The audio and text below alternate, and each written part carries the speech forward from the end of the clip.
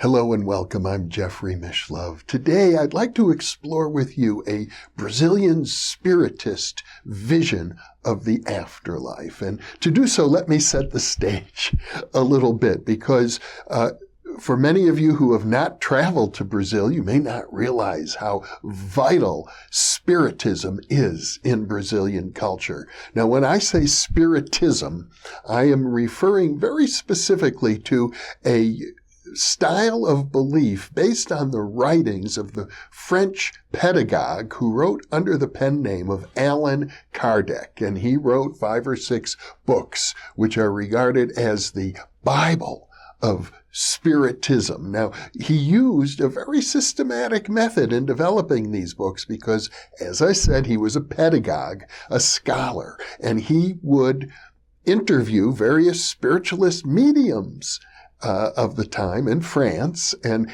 asked them questions about the afterlife. And when they agreed, when he could find correlation from several different mediumistic sources, he took that to be evidential. And he wrote his books about the description of the afterlife, 5 or 6 books, the Book of Spirits and many others, based on his evaluation of the testimony from these spiritualist mediums.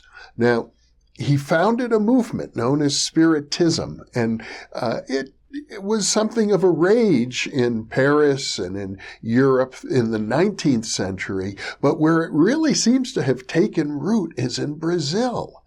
The Brazilian culture mixed Kardecian Spiritism with some of the native traditions, particularly the African traditions that were brought to Brazil by African slaves. So you have a combination of religions in Brazil that involve the African traditions and the European Spiritist tradition and various amalgamations amongst them, Umbanda, Candomblé, and of course, pure Spiritism.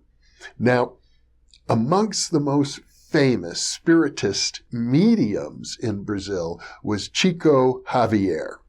He died in 2002. He was born in 1910, so he lived to 92 years old, and he would go into trance and write books. He was really a relatively uneducated person of peasant stock, but he actually authored some over 400 books in his lifetime. And he claimed, of course, that these were books that were dictated to him by spirits on the other side, including some well-known writers. And in fact, in one case, as I recall, the widow of one of these writers sued Chico Xavier and tried to collect the royalties on the book, claiming that if her husband, her deceased husband, wrote the book, she was entitled to the royalties, not him. I don't think she prevailed in court, but he's so famous throughout Brazil that postage stamps were issued in his name. And furthermore, the revenues, his book sold, I understand, over 50 million copies in Brazil, and he used the revenues all for charitable purposes, which would be totally consistent with the values of Brazilian Spiritism. In fact, a great deal of the charity work in Brazil, even though it's nominally a Catholic nation, is actually conducted by the Spiritists. And the Spiritist community in Brazil is indeed very, very vibrant. Now, I'd like to talk about a particular film that was made based on one of the books written by Chico Xavier. The Brazilian name for the film is Nosso Lar, which means our home. And there's an English version of the film available called The Astral City, and it's about life in a city, a Brazilian city on the astral plane, a city inhabited by the spirits of the deceased.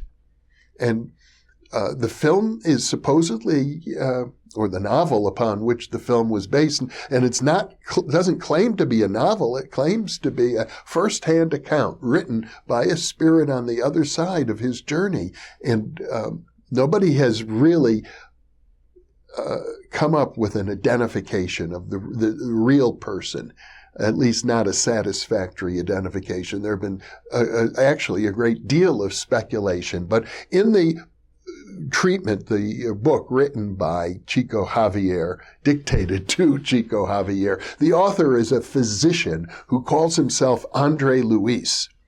And you see him in the movie dying of a heart attack or something like that. You know, he's having dinner with his wife and he just keels over. He's dead. They can't revive him. And then he finds himself in a very strange, haunting, forbidden, dark place. It's really very unpleasant as the movie opens, and one gets the sense that this doctor is not in heaven. Maybe he was a selfish man in his lifetime, and as this story progresses, we do get that impression. Not a spiritually evolved person at all, but a good doctor. And he spends some time in this place of darkness and strange, mad people and forbidding landscapes. And finally, he's just had enough and he prays, "Oh God, help me, help me." And that's when the rescuers come from the Astral City of Nosso Lar to find him, and they bring him back into their city through a great wall and into something like an infirmary, a hospital where he is able to recover. And he wakes up in the hospital. He says, "Where am I? What happened? Who are you? What's going on here?" And gradually, as the movie unfolds, he learns that he is in the Astral City. One of the people who treated him in the Astral Hospital becomes his mentor and guide and introduces him to the city itself. He wants desperately to return to see his wife and family, but that is not allowed. And he has many, many questions, and gradually they are answered. And bit by bit, he becomes, one might say, a better person. He comes to work in the hospital. He begins, and it's not like medical, it's more like a place of spiritual healing. So he becomes sensitized to the ways of spiritual healing through his work in the hospital. Gradually, he is given permission to meet with some of the higher up authorities in this city and learns how it's operating. And he is even gifted with a visit from his mother. Now, his mother has evolved to an even higher spiritual plane. So it's like he cannot visit her because he can't yet enter into her plane, but she can come to the city of Nosso Lar and visit him. And she does.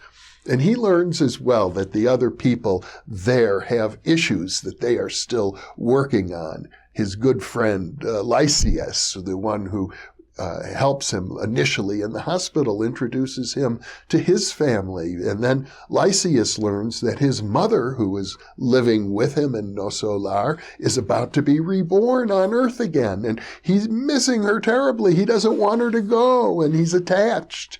And so a good part of the lessons for the people here is to let go of attachments. Love the people you love, but let them move on.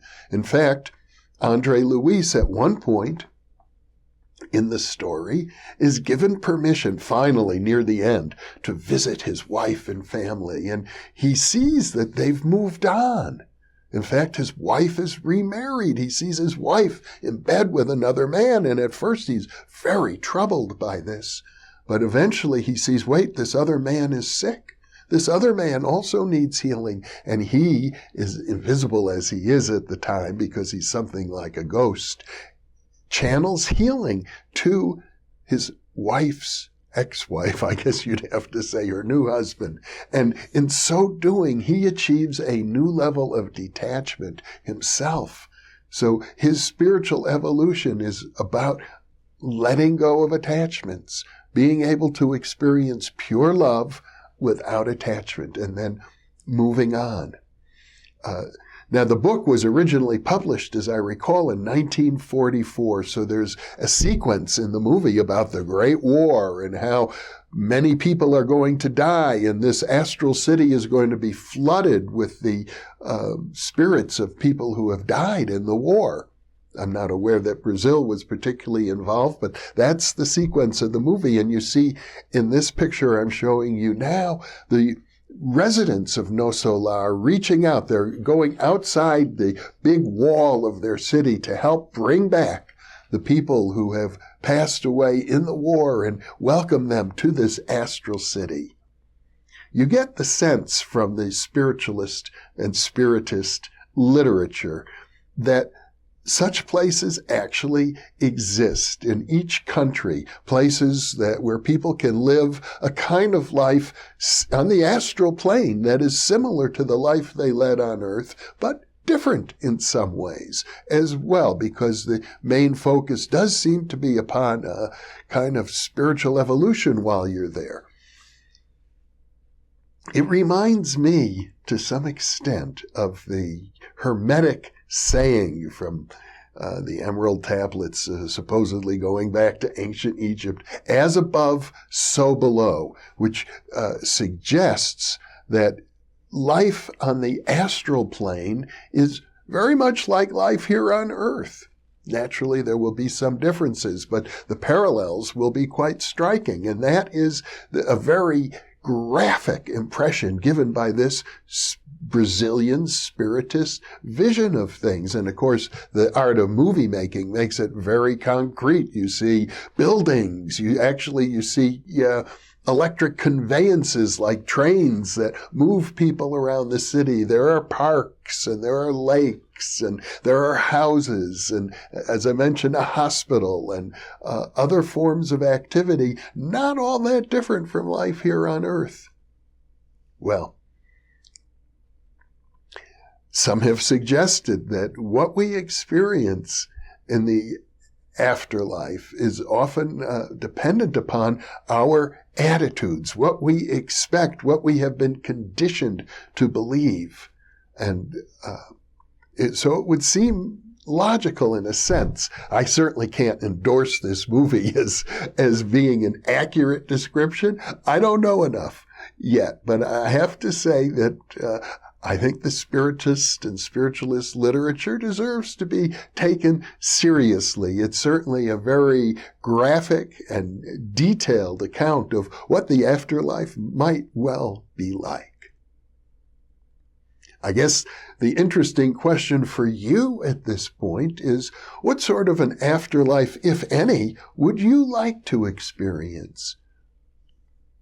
If you could choose, if you could create through the power of your imagination, the power of your will, an afterlife that would be suited to you, one that would provide you with opportunities for growth and advancement on various planes of existence, particularly psychologically and spiritually, what would that look like for you?